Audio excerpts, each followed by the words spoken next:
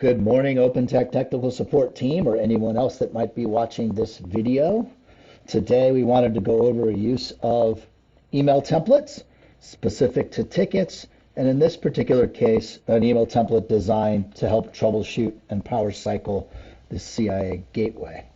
So I'm on my account screen. What we want to do is we want to go in and actually find the ticket that we're working on the challenge for. So I'm actually going to go find an organization here.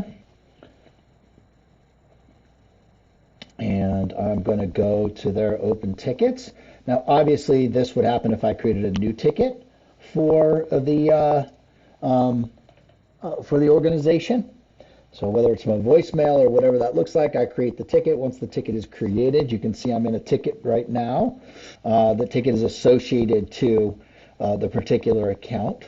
So if I go to the timeline, I hit plus and I hit email, we're going to be sending an email out and it's associated to this particular ticket. Okay.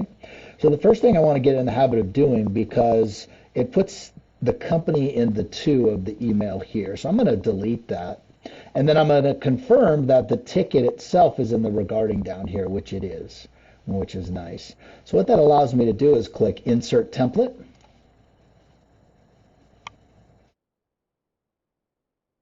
Going to give me options of templates. Now I've got a little search here, right? So I can do any number of things. You can see I can type in bug, it'll just fix those. I can type in public storage, it'll just do those. But in this particular case, this is specific to number email 1 for gateway offline troubleshooting. So we're going to go ahead and click that. It will give me an example over here of the details, and I can just click apply template at the bottom. So what this does for me now is it actually applies the template.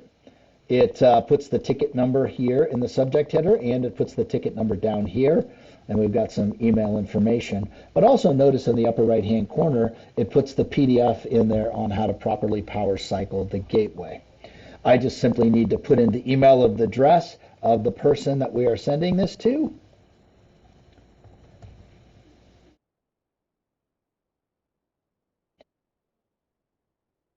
Hit send.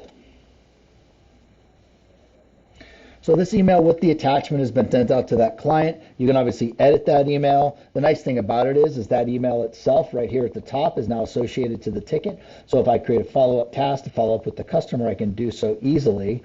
But all of that information is contained within the ticket itself. I want to review one thing that's super important. When I'm in the ticket and I do the email itself, okay?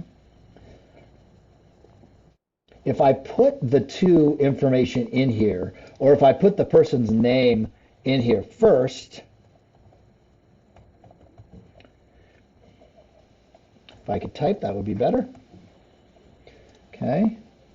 It's okay, but you'll notice the difference when I click the insert template. It's going to kind of say, wait a minute, what do you want me to base the email template off of?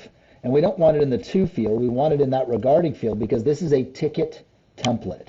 So my recommendation is that you just delete anything in the to before you select a ticket.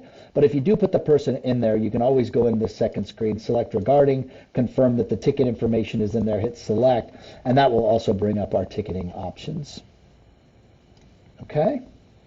I hope this was valuable. Let me know if you have any questions. Thanks. Have a great day.